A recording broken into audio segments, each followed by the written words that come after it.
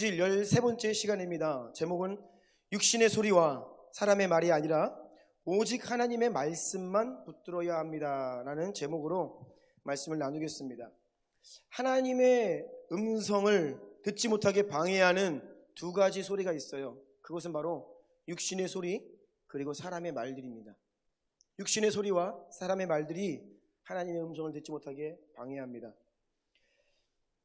이 두 가지 소리에 대해서 각각 구체적으로 살펴보려고 합니다. 먼저는 육신의 소리입니다.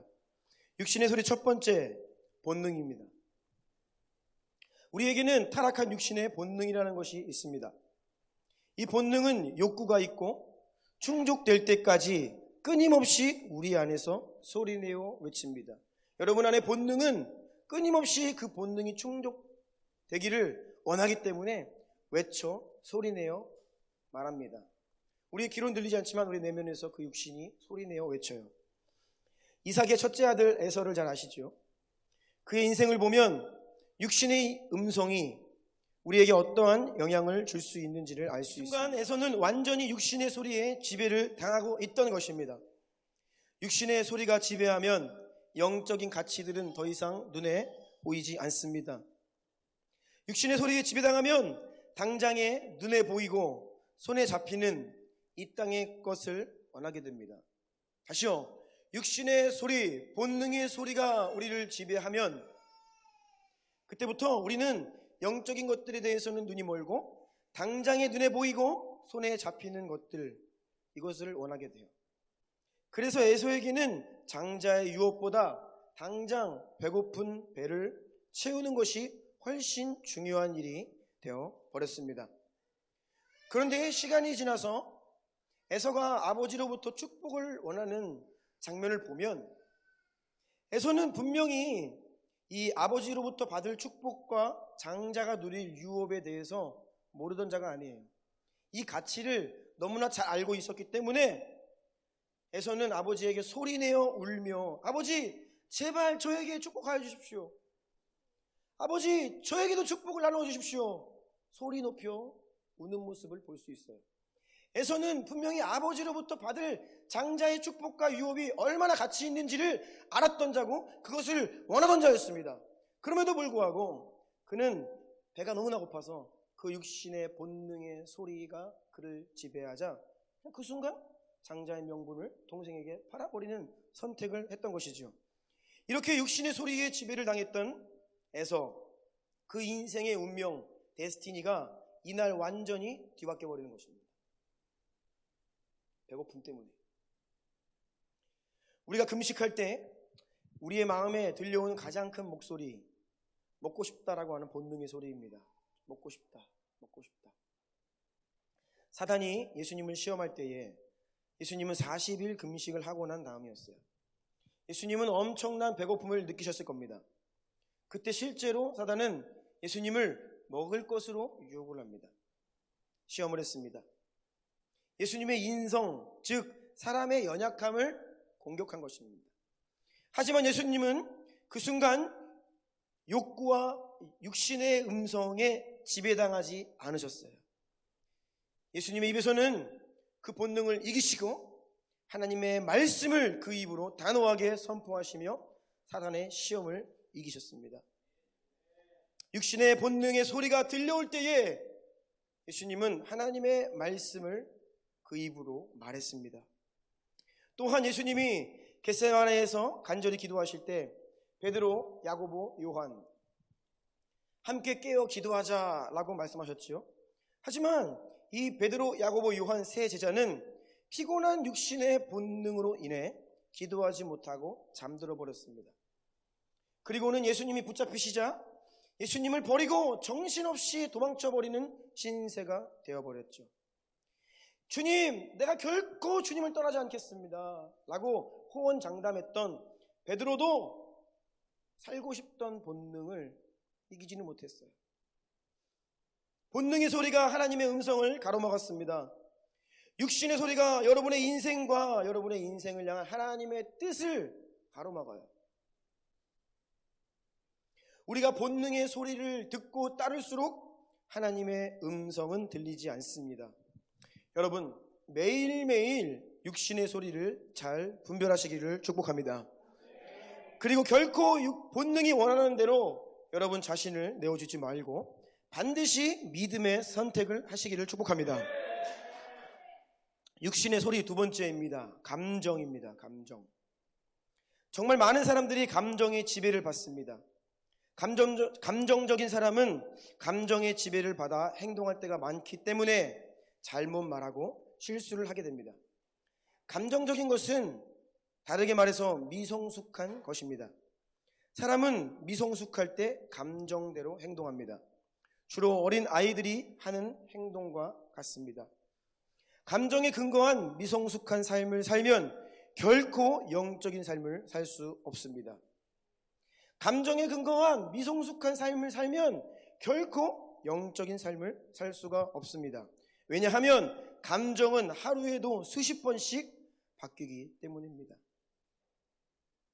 때문에 우리는 반드시 우리 자신의 마음과 특별히 감정을 지키고 다스리는 사람이 되어야 합니다. 만약 이 땅에 살아가는 모든 사람들이 감정을 따라 산다라고 하면 이 세상은 순식간에 지옥이 됩니다. 우리는 부정적인 감정들이 올라올 때에 바로 그것을 다스릴 수 있어야 합니다. 아무리 우리가 의로운 행동을 하고 맞는 말을 한다고 하여도 부정적인 감정을 가지고 그 행동을 하거나 부정적인 감정을 가지고 그 말을 한다면 결국 죽음, 어두움, 저주의 열매를 거두게 되는 거예요. 감정은 우리의 눈을 가리울 만큼 우리를 사로잡고 영향을 미칠 수 있습니다.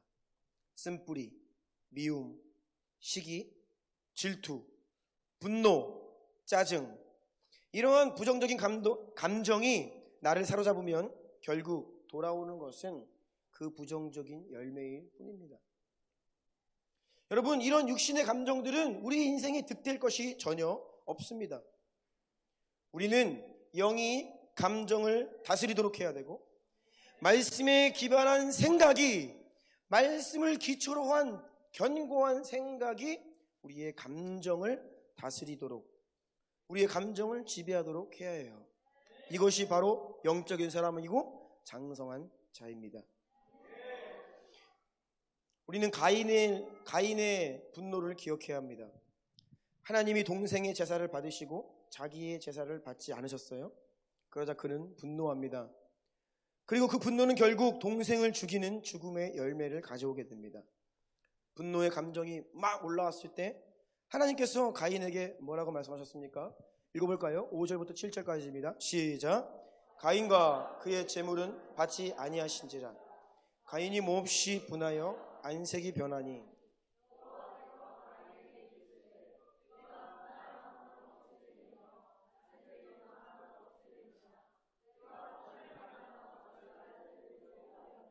선을 행하지 아니하면 죄가 문에 엎드려 있느니라. 죄가 너를 원하나 너는 죄를 다스릴지라. 아멘. 하나님은 가인에게 네 육신이 본능이 원하는 것을 하지 말고 감정적인 행동을 다스리라 라고 말씀하셨어요. 하지만 가인은 그 분노를 다스리지 못하고 결국 동생을 죽이게 되었습니다. 가인은 실수한 것이 아닙니다. 그가 분노할 때 하나님은 그 자리에서 분노하지 말 것을 경고하셨고 말씀하셨어요. 가인은 하나님의 경고를 듣지 않았습니다. 순종하지 않았던 사람입니다. 그래서 그는 동생을 죽이는 열매를 보게 된 것입니다. 육신의 소리 세 번째입니다. 생각입니다. 생각의 소리. 우리의 육신의 생각과 영으로 다스림 받지 못한 생각. 다시요. 육신의 생각과 영으로 다스림 받지 못하는 생각은 하나님의 말씀과 성령의 감동과 반대되는 말을 합니다. 우리의 생각과 감정이 쉽게 변해요. 그런데 하나님은 변함없으신 분입니다. 우리의 생각은 훈련받지 못한 생각, 말씀을 기초로 하여 단련되지 못하는 생각은 하나님과 반대되는 말을 합니다. 애굽의 바로왕을 보십시오. 하나님께서 모세를 통하여 10가지 재앙을 내리십니다. 내 백성을 보내라. 바로가 완고하게 듣지 않지요. 그러자 하나님께서는 재앙을 통해 바로에게 견고한 마음을, 생각을 바꾸시는 거예요. 처음에는 버티다가 바로 왕이 이렇게 생각을 합니다. 하나님 정말 무서우신 분이구나. 이러다가는 온 나라가 망하고 나도 죽게 되겠다 라고 하며 생각을 바꿔요. 그래, 보내줄게. 하지만 모세가 되돌아가고 재앙이 그치면 그 생각을 바꾸어 버립니다. 말을 바꾸어요. 뭐예요? 자꾸 생각을 바꿉니다. 말을 바꾸는 거예요. 그러기를 반복하다 출애굽기 14장 5절입니다. 그 백성이 도망한 사실이 애굽 왕에게 알려지매 바로와 그의 신하들이 그 백성에 대하여 마음이 변하여 이르되 우리가 어찌 이같이 하여 이스라엘을 우리를 섬김에서 놓아 보내었는가 하고, 이스라엘 백성들을 놓아준 바로 왕의 생각이 또다시 바뀌었습니다. 바뀔 때마다 하나님께서 징계하시고 재앙을 주셨는데 결국은 또다시 바뀌어버렸어요. 다시 이스라엘 백성들을 잡아들이려고 군대를 이끌고 뒤쫓아가다가 홍해에서 수장되고 맙니다. 로마서 8장 말씀입니다. 5절로 8절입니다. 육신을 따르는 자는 육신의 일을, 영을 따르는 자는 영의 일을 생각하나니. 함께 읽을까요? 육신의 생각은 사망이요 영의 생각은 생명과 평안이니라. 육신의 생각은 하나님과 원수가 되나니 이는 하나님의 법에 굴복하지 아니할 뿐 아니라 할 수도 없음이라. 육신에 있는 자들은 하나님을 기쁘시게 할 수 없느니라. 아멘. 이어지는 골로새서 3장 1절 2절입니다. 시작. 그러므로 너희가 그리스도와 함께 다시 살리심을 받았으면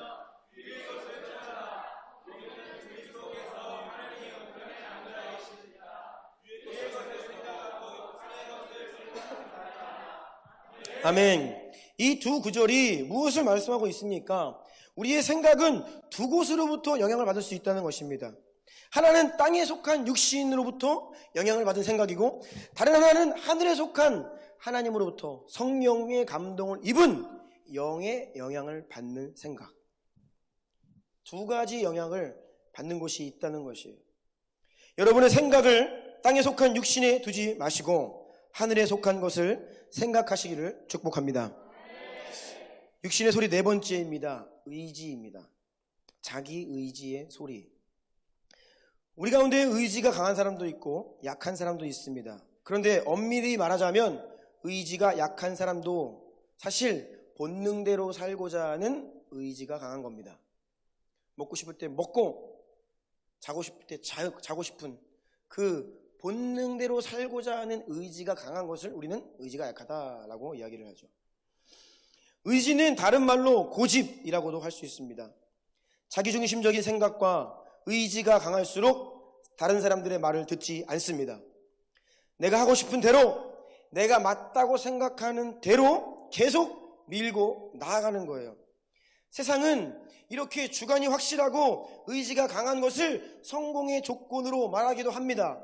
하지만 만약 자기 주관과 의지가 너무나 강해서 하나님의 말씀마저 듣지 않고 계속 내 생각과 내 의지대로 밀고 나아간다면 그것은 패망의 길입니다.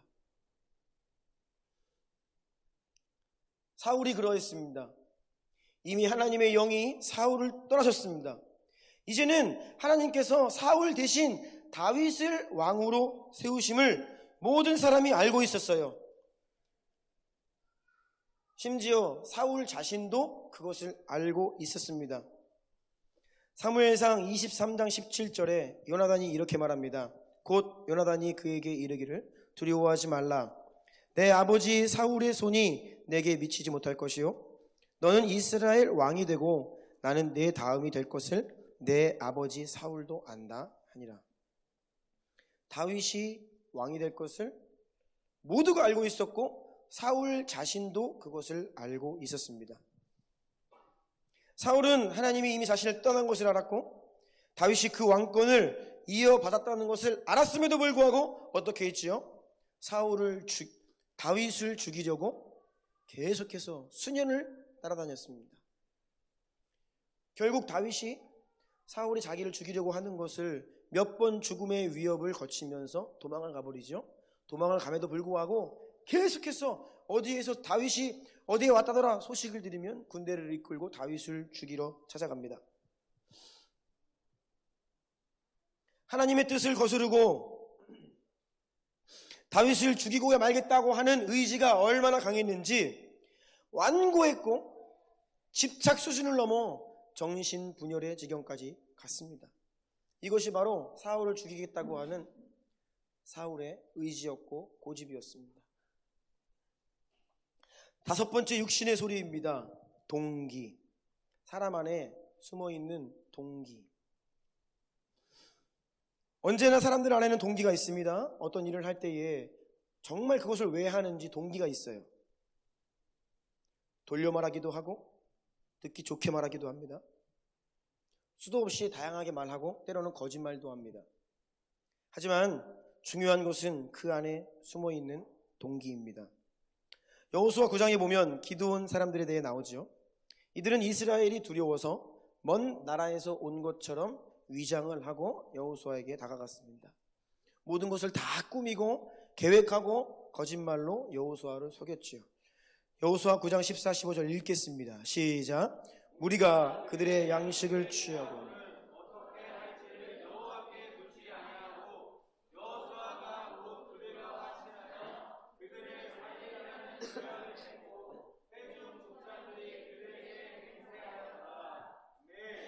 여호수아는 기브온 사람들의 숨은 동기를 몰랐습니다. 그저 그들이 하는 말만 듣고 믿었죠. 우리 안에 있는 동기들이 우리에게 끊임없이 말합니다. 어떤 일을 할 때에 다른 사람은 알지 못하지만 내 안에 있는 동기가 끊임없이 이야기합니다. 여러분, 어떤 일을 할 때에 여러분의 동기는 여러분에게 뭐라고 말합니까? 심지어 교회에 나오는 것도 다양한 동기가 있습니다. 어떤 사람들은 교회를 자기 비즈니스 영업장으로 생각하는 사람들도 있습니다. 그것은 특정한 동기를 가지고 교회에 오는 것이에요. 또 어떤 사람들은 하나님께 복받고 잘 보이기 위해 내가 교회 안 가면 벌 받을까 봐 이러한 종교적인 의무로 예배를 드리는 사람도 있습니다. 다른 사람들을 만나서 관계를 맺고 위로받기 원하는 그런 외로운 마음 때문에 교회에 오는 사람도 있습니다. 심지어는 우리가 교회를 섬길 때에도 사람들 마음마다 자신이 알게 모르게 다른 동기가 있을 수 있어요.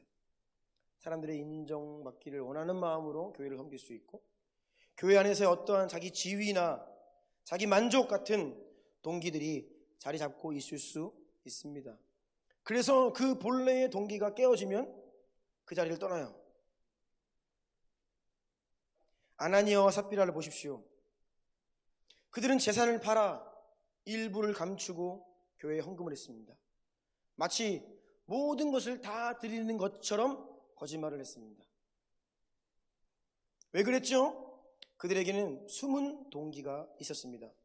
사람들의 칭찬과 명성을 원했고 교회 안에서 인정받는 지위와 직분을 원했을 것입니다. 하지만 이들의 숨은 동기는 베드로에게 지식 위의 말씀으로 역사하신 성령을 통해 드러났고 하나님은 그들을 심판하셨습니다. 여러분, 우리는 우리 안에 있는 잘못된 동기들을 다 제거해야 합니다. 아멘이십니까? 우리는 오직 주님을 향한 사랑과 감사와 순종의 마음으로 주님께 나아가야 합니다. 오직 주님을 위해, 주님의 영광과 다시 오실 주를 위해, 이것이 우리의 모든 순전한 동기가 되어야 합니다. 다른 동기들이 제거되지 않으면 우리의 말과 행동이 결코 깨끗해질 수가 없어요.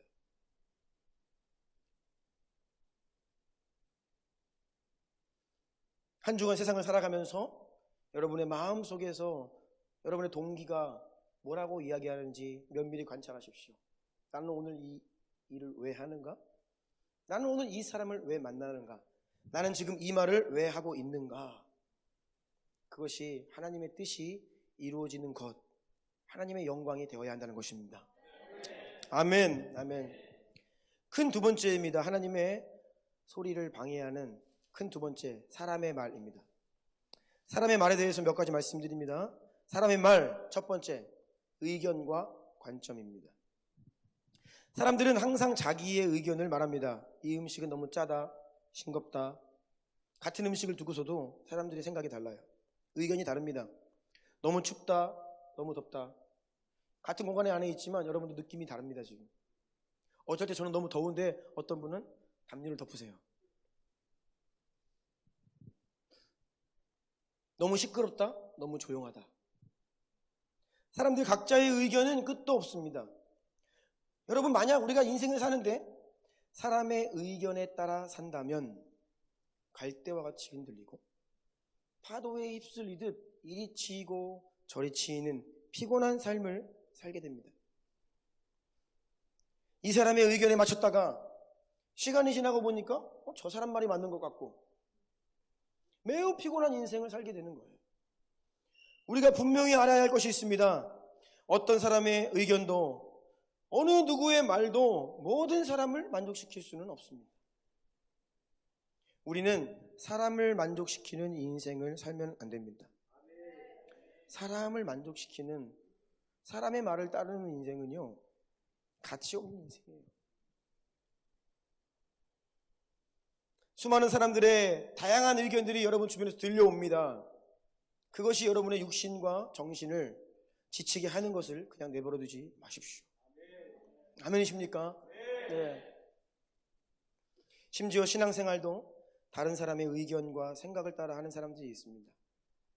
여러분, 신앙생활은 누구의 의견을 따라 하는 것이 아닙니다. 사람의 소견대로, 어디서 들은 대로 신앙생활을 하는 것이 결코 아닙니다. 예수님께서 베드로에게 물어보십니다. 사람들이 나를 누구라 하느냐? 너희는 나를 누구라 하느냐? 베드로가 말합니다. 당신은 그리스도이시오 살아계신 하나님의 아들이십니다. 아멘. 베드로가 예수님께 엄청 칭찬을 받아요. 이때 베드로는 자기 생각이나 의견을 말한 것이 결코 아닙니다. 예수님께 칭찬받는 것은 우리의 생각과 의견을 말해서 칭찬을 받는 것이 아닙니다. 베드로는 하나님께서 계시하신 진리를 말한 것이에요. 네. 바요나 시몬아, 네가 복이 있다. 이것을 너에게 알게 하니는 사람이 아니다. 네가 하나님 아버지로부터 감동을 받아 진리를 이야기하는 것이다. 아멘. 그리고 그 자리에서 예수님은 바로 너의 이 고백 위에 내가 내 교회를 세우겠다 말씀하셨어요. 여러분, 교회는 사람의 의견 위에 세워지는 것이 아닙니다. 교회는 사람의 의견 위에 세워질 수 없어요. 오직 하나님의 감동을 따라 하나님의 진리의 말씀 위에 세워져야만 합니다. 마태복음 17장에 보면 예수님이 변화산에서 모세와 엘리야와 함께 대화하십니다. 이 모습을 본 베드로는 이렇게 이야기합니다. 예수님, 여기가 좋습니다. 천막 3개를 짓고 여기에서 살고 싶습니다. 여기에서는 베드로가 자기 의견을 얘기했습니다. 이때 하나님으로부터 하늘에서 음성이 들려옵니다. 이는 내 사랑하는 아들이니 너희는 너의 생각이 아니라, 너의 의견이 아니라 저의 말을 따르라. 베드로의 말을 하나님께서 도중에 끊으시고 말씀하신 겁니다. 하나님께서는 베드로에게 너의 의견을 그치고 예수 그리스도의 말을 들어라 라고 엄히 말씀하셨습니다. 그래서 베드로가 그 음성을 듣고 두려워서 힘이 떨었다라고 기록이 되어 있어요. 때로 우리는 너무 많은 의견을 말합니다. 각자의 관점이 있기 때문입니다. 사람의 의견은 자신의 제한된 경험과 지식에 근거하여 생겨나는 것이에요. 그래서 의견이라는 것은 마치 선글라스와 같습니다. 어떤 사람이 우리 집에 왔는데 선글라스를 끼고 들어왔어요. 그리고서 이 집이 너무 어둡습니다. 불을 좀 밝히세요 라고 말합니다. 그 말을 듣는 사람은 없습니다. 어떻게 해야 됩니까? 선글라스를 벗어야 됩니다. 그러면 스스로 부끄러움을 느끼고 깨닫게 될 것입니다. 사람의 의견은 마치 이와 같이 어리석을 수 있습니다. 따라서 우리가 무언가를 이야기할 때 내 의견을 말하는 것이 아니라 하나님의 감동과 진리의 말을 해야 합니다. 아멘이십니까? 네. 색 안경을 끼고 있다고 하면 우리는 그 선글라스를 벗어야 되고요. 만약 우리가 시력이 나쁘다고 하면 눈에 맞는 안경을 껴야 됩니다. 그래서 존 칼빈은 하나님의 말씀, 성경 말씀이 마치 성도들에게는 안경과 같다라고 말해요. 성도들의 시력이 도무지 안경 없이는 누구인지 분별을 할 수 없다, 그런 상태에 달하는 거예요. 그래서 하나님의 말씀이 안경이 되어 성도들에게 쓰여질 때에 비로소 무엇이 옳고 그른지, 그리고 눈에 보이지 않던 영적인 세계가 보이기 시작한다라고 말했어요. 여러분, 각자에게 맞는 안경이 있습니다. 그것은 따라해 보십시오. 말씀과 성령. 말씀과 성령. 아멘. 하나님의 말씀이 성령의 감동으로, 레마의 말씀으로, 살아있는 음성으로 우리에게 들려올 때에 우리는 비로소 내 의견이 아니라 하나님의 말을 할 수 있게 되는 것입니다. 아멘. 사람의 말 두 번째입니다. 그것은 정보입니다. 정보. 우리가 듣는 정보는 맞는 정보도 있고 잘못된 정보도 있어요. 인터넷, 신문, 뉴스에서 들려오는 모든 정보가 다 맞는 것은 아닙니다. 수시로 우리에게 들려오는, 우리 마음으로 밀고 들어오는 엄청난 정보들, 정보가 너무 많잖아요. 어마어마한 정보에 둘러싸여 살아가고 있죠. 너무나 정보가 많은 것이 문제가 되었습니다. 예전에는 정보를 많이 가진 자가 이기는 자였는데, 이제는 이 많은 정보 중에서 뭐가 진짜 정보인지를 분별해낼 수 있는 능력 있는 사람이 세상에서는 성공하는 거예요. 너무나 많은 정보가 있습니다. 그래서 그것이 여러분이 원하든 원하지 않든 그냥 눈 뜨고 살아가면 그 엄청난 정보가 여러분의 마음에, 귀에, 눈을 통해 계속해서 비집고 들어옵니다. 밀려 들어와요.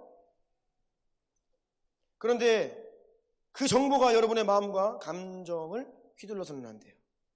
그 정보를 통해 여러분의 마음이 움직여서는 안 됩니다. 정보는 참고할 수는 있어요. 하지만 여러분은 오직 하나님의 기준, 관점으로 세상을 분별할 수 있어야 합니다. 하나님의 말씀으로 여러분이 움직여야 하고, 하나님의 말씀에 반응하고, 하나님의 말씀에 안경을 가지고 세상의 정보를 분별해야 합니다. 서기관과 바리새인들이 가늠한 여인을 잡아왔어요. 그리고 그 여자에 대한 수많은 정보들을 쏟아내기 시작합니다. 음행 중에 현장에서 붙들렸습니다. 오늘날 말하면 현행범입니다. 증거가 다 있어요.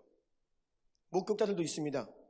거기에다가 율법에 따르면 이런 여인들을 어떻게 해야 되는지 법조문까지 증거 자료로 다 이미 확보해놨어요.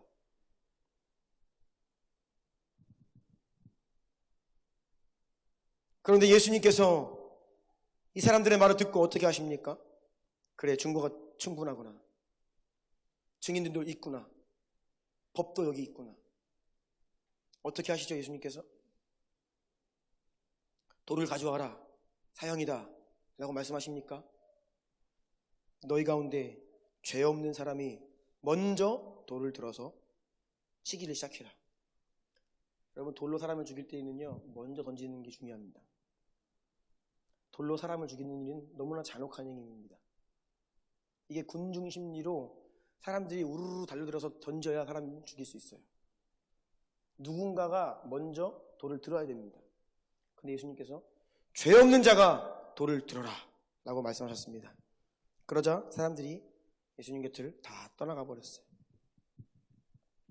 예수님은 정보와 팩트보다 그 여인을 향한 하나님의 긍휼의 마음이 더 중요했습니다. 다시요.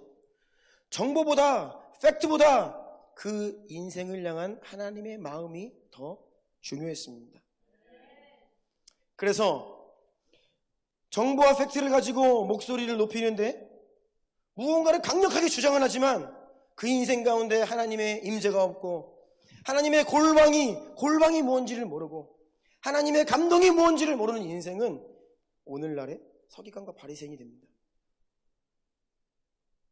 똑똑하여서 무엇이 옳고 그른지, 무엇이 진짜 정보이고 가짜 정보인지를 분별해낼 수는 있는지 몰라도 그 인생이 하나님에 의해 감동되지 않으면, 그 마음이 주의 사랑으로 감화되지 않으면 현대판 바리새인과 서기관이 될 수 있다는 것입니다.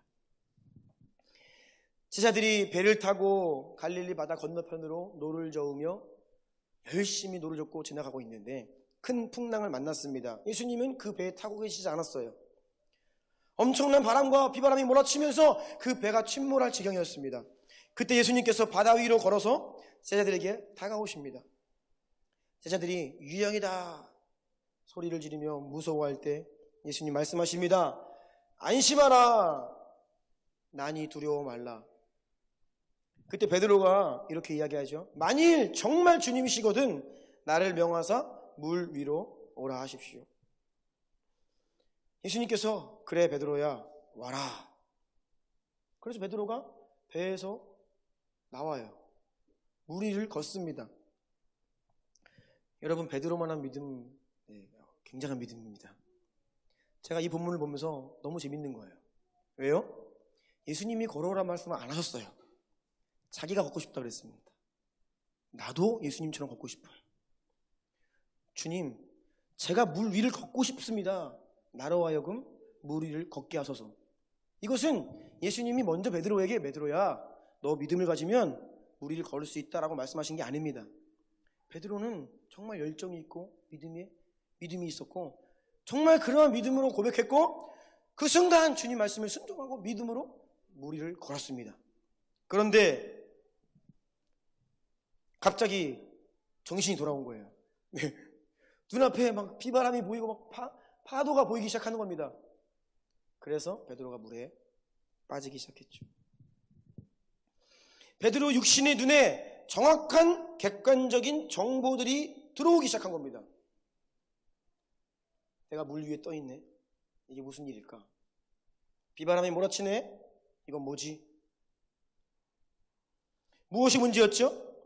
베드로 눈에 현실의 정보와 팩트가 들어오자 그로 인해 두려운 감정과 생각이 떠올랐고 눈앞에 계시던 예수님도 이제부터 안 보이기 시작했어요.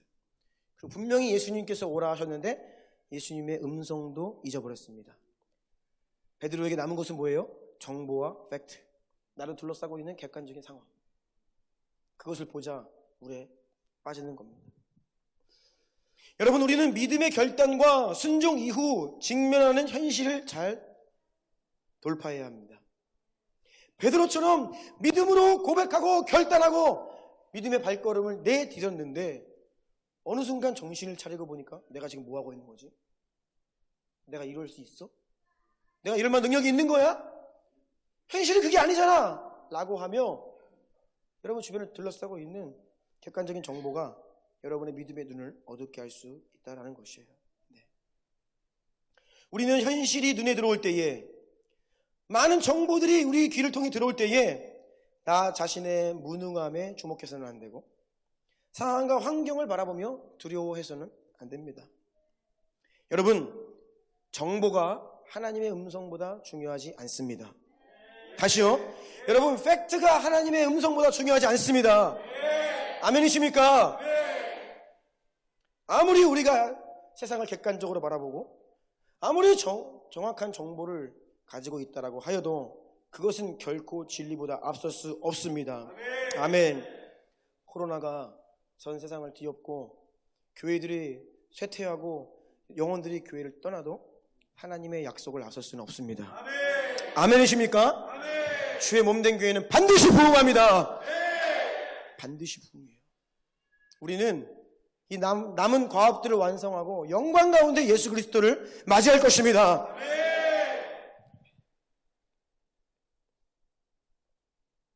계속해서 하나님의 음성을 따라 믿음으로 현실을 돌파하시길 축복합니다. 아멘. 사람의 말 세 번째입니다. 제안입니다. 제안. 사람의 제안인지 아니면 하나님의 명령인지 우리는 정확하게 분별할 수 있어야 합니다. 다시요. 이것이 사람들이 하는 제안인지 하나님이 나에게 주시는 명령인지를 잘 분별할 수 있어야 합니다. 왜냐하면 둘 다 사람을 통해 오기 때문에 그래요. 사무엘이 사울에게 말했습니다. 내가 올 때까지 기다려라. 이것은 제안이었습니까? 아니면 명령이었습니까? 명령이었죠.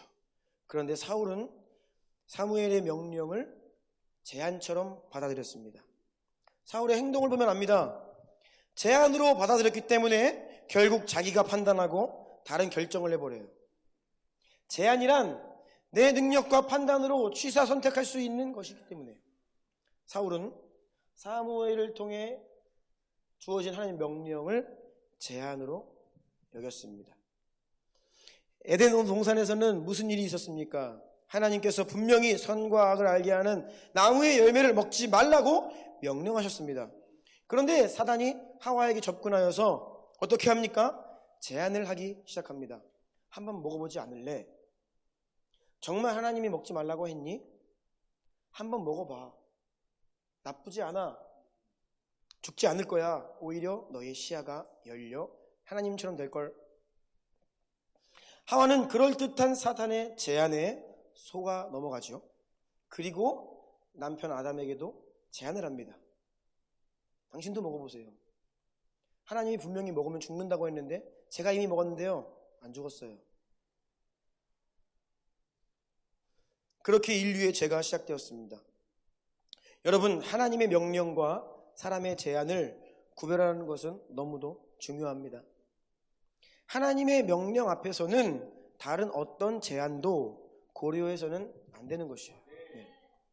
그리고 하나님의 명령 앞에서는 타협이 없어야 합니다. 따라서 하나님의 명령을 사람의 제안처럼 대하는 우리의 잘못된 태도를 바꾸어야만 합니다. 하나님께서 우리에게 자유의지와 선택권을 주신 것은 맞습니다. 그런데 우리에게 자유의지와 선택권이 있다라고 하여서 하나님의 명령을 단지 제안처럼 받아들여서는 안 되는 것입니다. 우리가 여전히 하나님 말씀을 취사 선택하고 인간의 제안 수준으로 받아들인다고 하면 여전히 나 중심의 나라고 하는 우상을 벗어나지 못하고 있는 것이에요. 사람의 말 네 번째입니다. 마지막입니다. 사람의 가르침입니다. 아무리 뛰어난 티칭이라도 아무리 엄청난 가르침이고 사람의 마음을 감동시킨다라고 하여도 이것이 하나님의 말씀과 하나님의 마음에서 벗어나게 한다면 그것은 거짓입니다. 여러분 안에 어떠한 논리와 체계가 자리 잡아도 그것이 하나님으로부터 나를 멀어지게 한다라고 하면 그것은 거짓입니다. 아무리 뛰어난 가르침이어도 동기가 잘못되어 있고 하나님으로부터 멀어지는 열매를 맺게 한다면 그것은 독이에요. 에베소 4장 14절입니다. 함께 읽을까요? 시작. 이는 우리가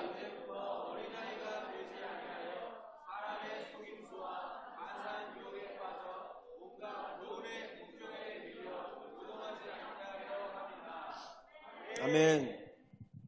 만약 여러분이 어떤 사람의 말을 듣거나 가르침을 따르는데 여러분의 인생 가운데 성령의 열매가 맺어지지 않는다. 그것은 거짓입니다. 하나님으로부터 나온 온전한 가르침은 하나님이 감동을 통해 하나님께서 사람을 통해 여러분에게 주신 하나님의 초청과 하나님 목소리는 반드시 생명의 역사를 맺게 되어 있습니다. 아멘이십니까? 누군가와 함께하고 이 말을 따르는데 여러분의 인생이 부정적인 열매가 맺혀진다? 그것은 거짓입니다.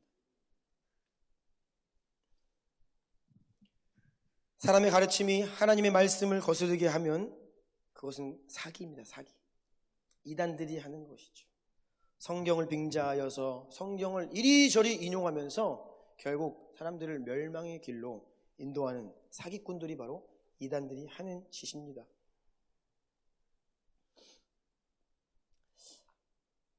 사람의 가르침, 이것 또한 우리가 하나님의 말씀과 성령의 감동으로 분별해야 하는 것이에요.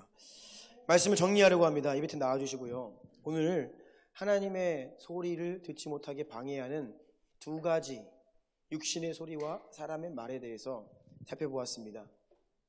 육신의 소리에는 본능, 감정, 생각, 의지, 동기, 이것은 여러분의 내면에서 끊임없이 들려오는 소리입니다. 두 번째는 사람들의 말입니다. 하나님은 사람을 통해 여러분에게 말씀하시지만 동시에 사람을 통해 하나님과 반대되는 말도 들려옵니다. 하나님의 음성도 있고 인간의 의견도 있어요. 하나님께 감동하심을 따라 대언되는 예언의 말도 있고 인간의 관점으로 이야기되는 편협한 말들도 있습니다. 우리가 듣는 정보는 진짜 정보가 있고 가짜 정보도 있지만 설령 우리가 진짜 정보를 가지고 살아간다 하여도 우리 인생 가운데 골방이 없고 하나님의 임재가 없으면 결국 우리는 서기관과 바리새인 같은 삶을 살게 됩니다. 여러분, 육신의 소리와 사람의 말을 반드시 분별하십시오. 왜 그렇습니까? 이것들이 하나님의 소리를 덮어버릴 수 있기 때문입니다. 우리는 매일같이 많은 소리와 많은 말들을 들으며 살고 있습니다. 이 와중에 하나님의 음성을 분별하고 듣는 것은 쉽지 않은 일입니다. 하지만 그럼에도 불구하고 저와 여러분, 우리는 목자 되신 예수 그리스도의 음성을 듣고 아는 그분의 양들이 되어야 합니다. 우리가 육신의 말을 듣고 살고 사람의 소리를 따라가면 그것은 패망의 길이에요. 사람의 말에 휘둘리지 않는 법을 훈련하셔야 되고 육신의 소리에 귀 기울이지 않는 법을 알아야 합니다. 아멘. 이미 새로워진 여러분의 영이 여러분의 마음과 생각과 감정과 육신을 다스리는 훈련을 해야 합니다.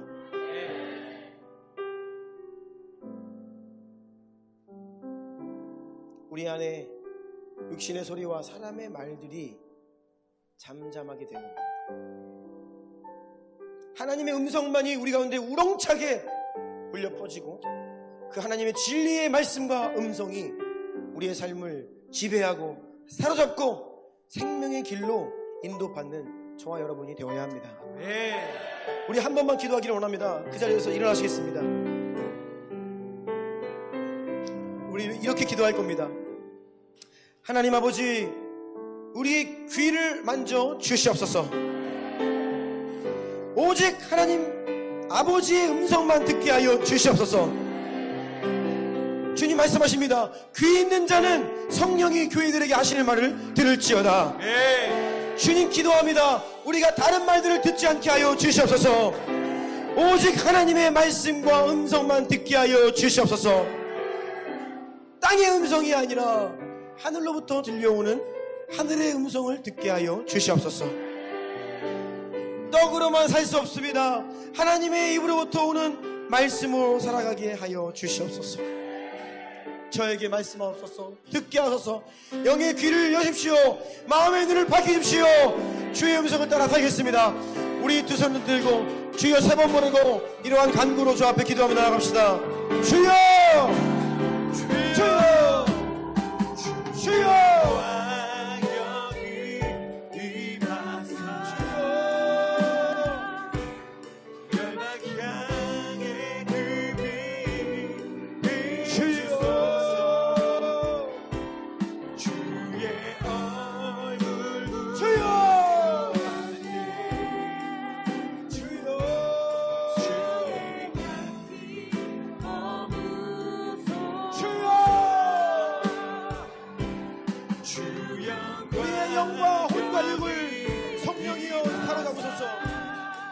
성령이여 홀로 우리의 마음과 생각과 우리의 인생을 붙드십시오.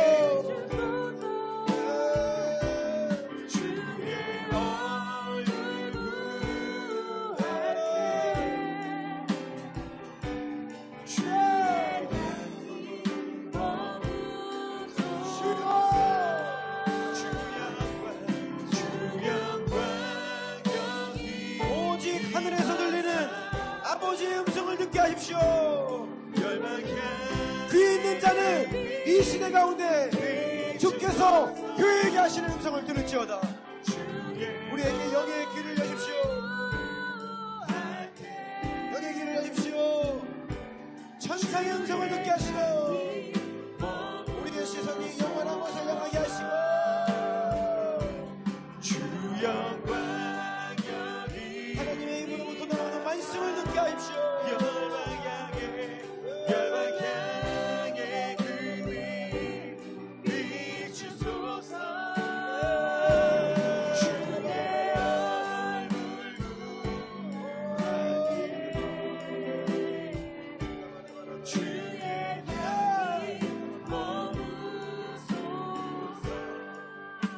여러분, 어떻게 하면 우리가 하나님의 말을 할 수 있습니까? 어떻게 하면 우리의 입술이 사람의 소리가 아니라 사람의 의견이 아니라 나의 편협한 관점이 아니라 하나님의 말을 할 수 있겠습니까? 여러분, 하나님의 약속을 말하십시오. 여러분은 인생을 향해 하나님의 약속으로 선포하세요.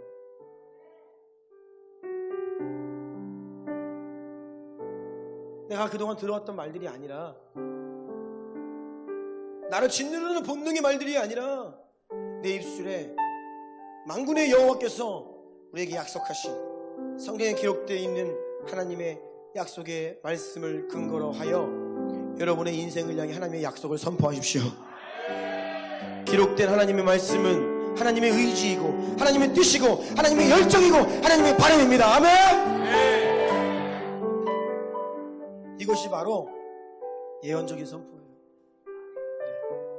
이것이 바로 예언적인 권면이고 어떤 특별하고 신비로운 것이 아닙니다. 우리가 내 말을 하지 않고 객관적인 상황을 이야기하지 않고 그냥 나의 인간적인 가능성을 이야기하는 것이 아니라 내 안에 오신 성령으로 인하여 우리에게 주어진 약속의 말씀을 근거로 하여 여러분의 인생과 여러분의 가정과 여러분의 자녀들과 남편, 아내, 부모, 이 교회, 나라, 민족, 열방을 향해 하나님의 약속을 근거로 하여 선포하는 것이에요. 아멘. 소망 없는 말들을 그치시고 이제는 여러분 생명의 말, 소망이 있는 말들을 하시기 바랍니다. 아멘. 이 시간 여러분의 인생을 향해 선포하세요. 내 인생이 주로 인하여 생명의 역사가 가득할 것이라고 선포하십시오. 아멘. 하나님의 뜻은 여러분의 주의 생명의 말씀 위에 굳건히 서서 여러분의 생명의 말씀 위에 생명으로 일어서서 이제는 여러분을 통해 다른 영혼들을 살리는 것입니다. 자녀들을 살리는 것입니다. 교회를 살리고 열방을 살리는 것이에요. 여러분의 인생을 향해 그렇게 선포하세요. 여러분의 인생을 향해 생명을 선포하세요.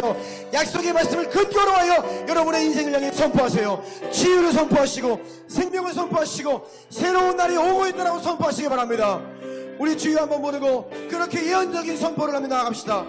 주여 주여 주여. 생명의 말씀이 여기 있사오니 내 마음을 다른 곳에 두지 않습니다. 생명의 말씀이 이곳에 있사오니 내 마음을 다른 곳에 두지 않습니다. 나의 입술이 생명을 선포합니다. 생명을 선포합니다. 생명을 선포합니다. 이 시간 약속의 말씀을 붙들고 생명을 선포하는 인생마다 치유가 있을지어다. 회복이 있을지어다. 회복이 있을지어다. 치유가 있을지어다.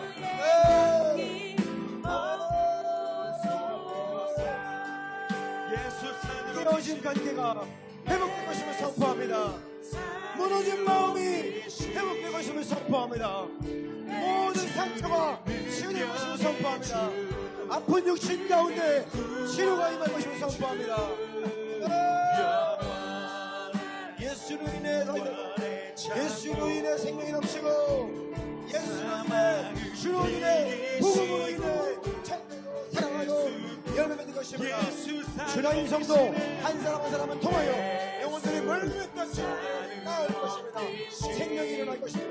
우리가 가는 것마다 어둠이 떠나가고 우리가 가는 것마다 어둠이 떠나가고 우리가 가는 것마다 그가 명령을 그치고 무너지고 파하고 빛이 능력의 복음의 권능이 힘있게 여러분 선포합니다.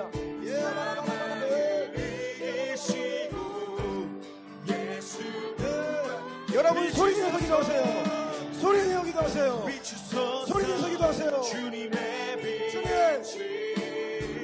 여호와의 생명이 우리 안에 있으니 우리 인생이 주의 생명으로 인하여 우리 마음이 바뀌고 우리의 생각이 바뀌고 우리 입술이 바뀌고 우리 행동이 바뀌고 찬양해 다시 사신 왕의 생명을 선포합니다.